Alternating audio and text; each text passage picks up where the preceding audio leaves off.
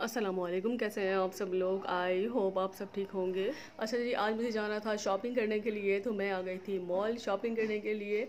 और बहुत कुछ मैंने इसमें एक्सप्लोर किया है, तो लास्ट तक वीडियो आप लोग ज़रूर देखिएगा, स्किप करके बिल्कुल भी मत देखिएगा। एंड इस मॉल में सभी कुछ अवेलेबल था। किड्स कलेक्शन था, वुमेन कलेक्शन था, और कर्टन्स थे, कुशन थे, पिलोज थे, और टॉवल्स था। मतलब ईच एंड एवरीथिंग सभी कुछ था यहाँ पर। अच्छा, यहाँ पर मुझे टॉवल्स के कलर जो थे ना, वो बड़े प्यारे से लगे। मतलब बहुत लाइट शेडेड में कलर थे, बड़े ब्यूटीफुली से कलर थे, डबल शेडेड भी कलर थे। एंड जो इनका मटेरियल था ना, तो वो भी बड़ा सॉफ्ट था टॉवल में। उसके बाद मैं आ गई थी पिलोज के रैक की तरफ, तो यहाँ पर भी इनका बहुत अच्छा न्यूली कलेक्शन आया हुआ था। एंड ये भी लाइट शेडेड में थे सारे। अच्छा, यहाँ पर रेडीमेड पिलोज भी अवेलेबल थे। अगर आप पिलोज रेडीमेड लेना चाहें तो वो भी अवेलेबल थे। और इसके अलावा पिलोज के कवर भी अवेलेबल थे। मतलब बहुत से लोग ऐसा करते हैं कि उनके पास पिलोज होते हैं घर में, तो वो मतलब कवर ढूंढते हैं, तो कवर भी यहाँ पर बड़े ही प्यारे प्यारे थे। एंड ये जो पिलोज रखे हुए हैं स्माइली वाले, ये तो बड़े ट्रेंडिंग में ही होते हैं स्माइली वाले।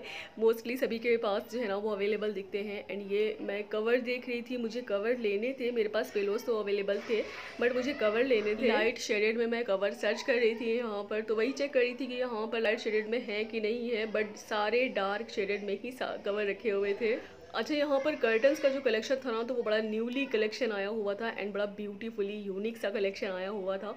जितने भी ये कर्टन्स यहाँ पर रखे हुए थे ना, तो ज़्यादातर लाइट शेडेड में थे। एंड ये देखिए, ग्रे एंड गोल्डन कलर का मुझे कर्टन्स दिखा, बड़ा ही प्यारा मुझे कर्टन्स लगा। इस पे फ्लावर्स बने हुए थे। उसके ऊपर वाली शेल्फ में ये पिस्ता कलर का कर्टन्स जो था रखा हुआ था, ये भी मुझे बड़ा यूनिक सा लगा। सो कर्टन्स का जो कलेक्शन था ना, तो बड़ा ही प्यारा कलेक्शन आया हुआ था। मेरा तो बड़ा दिल कर रहा था कि सारे ही ले लूँ, बट अभी इस इरादे से नहीं आई थी। मैं अपनी शॉपिंग करने के लिए आई थी। बाकी जब मुझे कर्टन्स चेंज करने होंगे घर के, तब मैं देखूंगी, ट्राई करूंगी।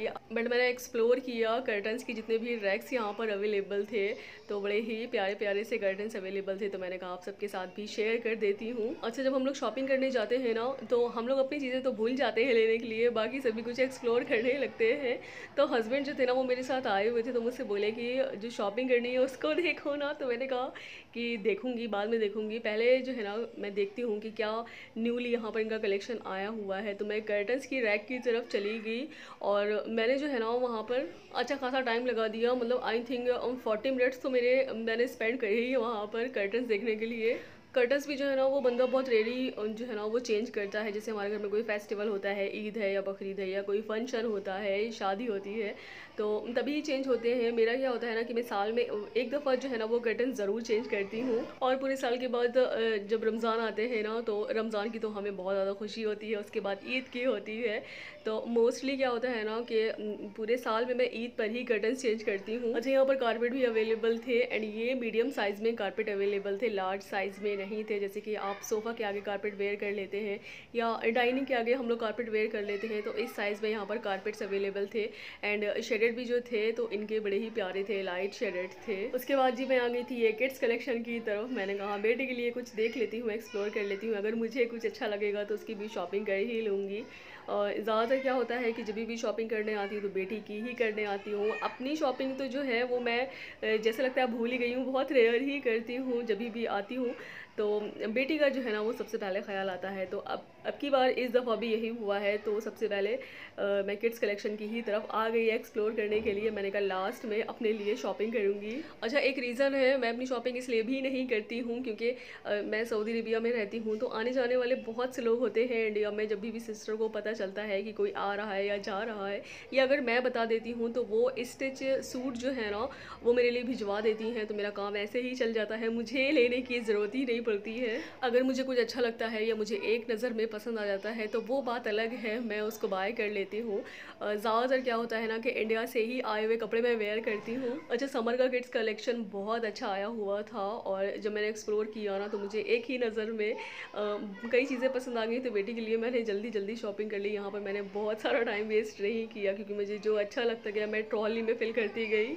अच्छा जी, सारे काम हो गए थे, बेटी की भी मैंने शॉपिंग कर ली। उसके बाद लास्ट में मैं आई अपनी शॉपिंग करने के लिए। तो यहाँ पर इतना अच्छा कलेक्शन आया हुआ था, मतलब हम लोग का वुमेंस का कलेक्शन। तो मैंने कहा यहाँ पर कलेक्शन तो बहुत सारा है, मतलब वन टाइम में विजिट करना तो पॉसिबल ही नहीं है। यहाँ पर कॉर्ड सेट भी अवेलेबल थे, मतलब कॉर्ड सेट अभी ऑनलाइन तो बहुत ज़्यादा चल रहे हैं, बट मैंने अभी तक जो है ना वो ऑनलाइन मंगवाया नहीं है। कॉर्ड सेट मैंने यहाँ पर देखा तो मटेरियल जो है ना वो बड़ा ही प्यारा था, सॉफ्ट था। एंड जो कॉर्ड सेट आए थे ना तो वो बड़े ही डिज़ाइनर से कॉर्ड सेट आए थे यहाँ पर। तो मुझे एक कॉर्ड सेट अच्छा लगा, तो मैंने फर्स्ट टाइम जो है ना वो उसको बाय किया हुआ है। अभी तक मैंने कॉर्ड सेट नहीं लिया, तो मैंने कहा चले ठीक है, इसको ट्राई करके देखती हूँ। बाकी इधर ये मिनी टॉप लगे हुए थे, मतलब लड़कियों वाले थे, जीन्स पर जो वेयर करती हैं। बट टॉप भी जो है ना वो मिनी बड़े ही प्यारे आए हुए थे, शेडेड भी बहुत अच्छे थे, लाइट शेडेड थे। एंड जो इनका प्रिंट था ना, प्रिंट भी बड़ा यूनिक लग रहा था। एंड ये जो खूबसूरत से मिनी टॉप यहाँ पर अवेलेबल थे ना, तो यह हम लोग किस काम के थे, मैं यही सोच रही थी। क्योंकि आज तक तो मैंने कभी इसको वेयर करा नहीं, मैंने बाय नहीं किया, इसकी ज़रूरत ही नहीं पड़ी। हमेशा जब भी मैंने शॉपिंग करी ना तो स्ट्रेट सलवार सूट ही बाय किया या फ्रॉक स्टाइल में सूट लिया। बाकी अगर कोई ट्रेंडिंग में सूट चला हुआ है, डिज़ाइनर सूट है, तो वो बाय कर लिया। इस तरह के मिनी टॉप जो है ना वो मैंने कभी भी वेयर नहीं करे, तो मैंने कहा चले ठीक है, अच्छे तो लग रहे हैं। अच्छा लगने को तो बंदे को बहुत कुछ अच्छा लगता है, बट जो चीज़ें हम लोग पहनते हैं जिसमें कंफर्टेबल होते हैं तो वही लेना चाहिए, वही शॉपिंग करनी चाहिए। तो उसको तो मैंने स्किप करा। अच्छा तो बहुत ज़्यादा लग रहा था। अच्छा ये भी समर का न्यूली कलेक्शन आया हुआ था, फ्रॉक स्टाइल में सूट आए हुए थे, विद दुपट्टा था। फ्रॉक स्टाइल में जितने भी सूट्स यहाँ पर अवेलेबल थे, तो जो भी इनका डिज़ाइन था एंड प्रिंट था ना, तो वो बड़ा न्यूली आया हुआ था, मतलब आंखों को जो है ना वो बड़ा ही भा गया। फ्रॉक स्टाइल में मुझे सबसे अच्छा मतलब ये सूट लगा, ये वाइट एंड ब्लैक में था। ब्लैक कलर में इसमें एम्ब्रॉयडरी दी हुई थी, ये स्लीव्स पर एम्ब्रॉयडरी थी, मतलब ये ऑल ओवर एम्ब्रॉयडरी पर ही सूट स्टिच था। और सबसे अच्छी बात मुझे ये लगी कि ये स्टिच था, मतलब अनस्टिच नहीं था। क्योंकि फ्रॉक स्टाइल में बहुत से ऐसे सूट भी होते हैं जिनकी आपको फिटिंग करानी होती है या साइड से वो ओपन होते हैं, बट सबसे अच्छी बात ये थी कि मतलब टोटली स्टिच था। एंड साइज़ भी जो थे ना इसमें सारे अवेलेबल थे, लार्ज भी था, एक्सेल भी था, मीडियम भी था, स्मॉल भी था, मतलब जो भी आपका साइज़ है तो ईजिली अवेलेबल है। फ्रॉक स्टाइल में जितने भी इनके ये कलर कॉम्बिनेशन थे ना तो वो बड़े ही प्यारे कलर कॉम्बिनेशन थे, मतलब समर के अकॉर्डिंग थे, टोटली लाइट शेडेड में थे। फ्रॉक स्टाइल में यहाँ पर पार्टी वेयर भी सूट अवेलेबल थे, एंड अगर आप घर में वेयर करना चाहते हो तो वो भी यहाँ पर अवेलेबल थे। एंड ये सिल्क के मटेरियल पर फ्रॉक स्टाइल में सूट अवेलेबल था, मतलब सिल्क पर बनारसी टच सा दे रहा था। एंड ये फ्रॉक स्टाइल में था, मतलब पार्टी वेयर सूट था। मुझे ये फ्रॉक स्टाइल में सूट बड़ा ही प्यारा लगा, एक नज़र में मुझे अच्छा लगा, तो मैंने यहाँ से ये बाय किया था। पार्टी वेयर था तो मैंने कहा कि चलिए ठीक है, आना जाना तो लगा ही होता है। और जब एक नज़र में चीज़ अगर आपको पसंद आ जाती है ना तो झटपट से उसे ले लेना चाहिए, बिल्कुल भी देर नहीं करनी चाहिए। उसके बाद मैं आ गई थी सिंगल कुर्ते के रैक की तरफ, और यहाँ पर कुर्ते की वैरायटी बहुत सारी थी। जितने भी यहाँ पर कुर्ते अवेलेबल थे तो कलर कॉम्बिनेशन भी बहुत अच्छा था, मटेरियल भी बहुत सॉफ्ट था, और हर तरह के प्राइस में यहाँ पर कुर्ते अवेलेबल थे, मतलब बजट फ्रेंडली थे, बहुत ज़्यादा कॉस्टली भी नहीं थे। मतलब बंदा जो है ना वो ईज़िली यहाँ से बाय कर सकता है। सिंगल कुर्ते के जो प्राइस थे ना तो वो 30 रियाल से स्टार्ट थे, और 40 रियाल थे, 50 रियाल थे, 60 रियाल थे, समथिंग इस तरह से जो थे।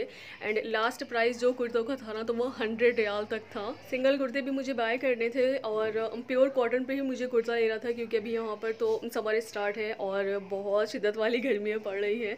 तो मुझे यहाँ से मैं सोच कर आई थी कि 3 कुर्ते बाय करूँगी, तो मुझे तीनों ही कुर्ते पसंद आ गए। मैं आगे व्लॉग में आप सबको दिखाऊंगी कि मैंने क्या शॉपिंग करी है।